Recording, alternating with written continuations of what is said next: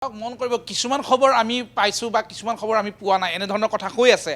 আপোনালোকে মন কৰিব যে এতিয়ালৈকে CID কাৰ্যালয়লৈ অনিতা ডেকা মহন্ত কেইবাবাৰো গৈছে আচলতে খাদ্যলৈ তেওঁ যোৱা বুলি কোৱা হৈছে খাদ্যলৈ গৈছে বা তেওঁৰ স্বামীক তাত সাক্ষাৎ কৰিবলৈ গৈছে এনেধৰণৰ কথা আমি দেখিছোঁ কিন্তু একেলগে যদি সম্ভৱ হয় আমি দুটা ছবি দেখুৱাম এটা ছবিত দেখা গৈছে যে ছিংগাপুৰত যি সময়ত ঘটনা সংঘটিত হৈছিল সেই সময়ত তাত অনিতা ডেকা মহন্ত উপস্থিত আছিল আৰু পৰৱৰ্তী পৰ্যায়ত তেওঁ বাৰে বাৰে CID কাৰ্যালয়লৈ গৈছিল এইগৰাকী অনিতা ডেকা মহন্তই CID কাৰ্যালয়ৰ সন্মুখত সাংবাদিকক উদ্দেশ্যি সংবাদ মাধ্যমক উদ্দেশ্যি কি মন্তব্য কৰিছে সেয়া আমি ইতিমধ্যে শুনাইছোঁ তেওঁ কৈছে যে তেওঁৰ প্ৰিভেচি আছে গতিকে তেওঁৰ সেই প্ৰিভেচিক সন্মান জনাব লাগে মানুহজনক ইতিমধ্যে বহুত হাৰাশাস্তি কৰা হৈছে তেওঁক অন্ততঃ ৰক্ষা কৰিব লাগে এনেধৰণৰ মন্তব্য কৈছিল কিন্তু আমি তেওঁক শ্যামকানু মহন্তৰ পত্নী হিচাপে চোৱা নাই আমি চাইছোঁ তেওঁক ট্ৰেণ্ড MMS যিটো ট্ৰেণ্ড MMSৰ সঞ্চালক হৈছে এগৰাকী সঞ্চালক হৈছে শ্যামকানু মহন্ত আনগৰাকী সঞ্চালিকা হৈছে এই অনিতা ডেকা মহন্ত ট্ৰেণ্ড MMSৰ সঞ্চালিকা আৰু এইগৰাকী সঞ্চালিকা ঘটনা সংঘটিত হোৱাৰ সময়ত ছিংগাপুৰত উপস্থিত আছিল ছিংগাপুৰত উপস্থিত থকা প্ৰতিগৰাকী ব্যক্তিক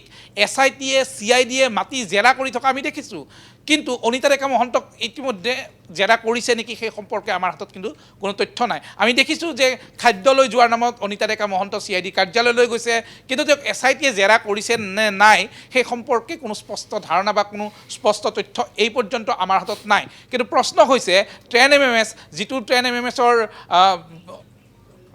বেনাৰতে এই নৰ্থ ইষ্ট ফেষ্টিভেল অনুষ্ঠিত হৈ আহিছিল শ্যামকানু মহন্তৰ সৈতে তেওঁ সেই ট্ৰেণ্ড MMSৰ এগৰাকী সঞ্চালক আছিলে গতিকে সেইগৰাকী সঞ্চালক অনিতা ডেকা মহন্তক CIDয়ে জেৰা কৰিব লাগে নে নালাগে এনেধৰণৰ প্ৰশ্ন নিশ্চয় উঠিব এনেধৰণৰ প্ৰশ্ন এইকাৰণে উঠিব কাৰণ সেই সময়ত অনিতা ডেকা মহন্ত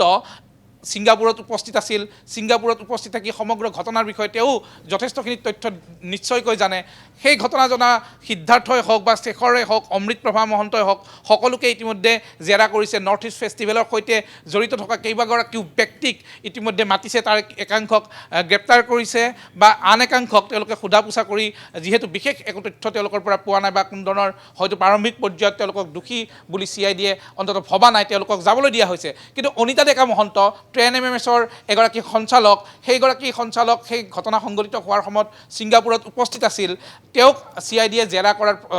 দৰকাৰ আছেনে নাই সেই প্ৰশ্নটো এই মুহূৰ্তত উত্থাপিত হৈছে আৰু যদি জেৰা কৰিছে সেই সম্পৰ্কেও আমি নাজানো কাৰণ দেখা গৈছে যে কেইবাবাৰো খাদ্যলৈ যোৱাৰ নামতে হওক বা স্বামীক সাক্ষাৎ কৰাৰ নামতে হওক অনিতা ডেকা মহন্ত CID কাৰ্যালয়লৈ গৈছে নিশ্চয়কৈ অমৰেন্দ্ৰ ডেকা আপোনাক এই মুহূৰ্তত আমি ধন্যবাদ জ্ঞাপন কৰিছোঁ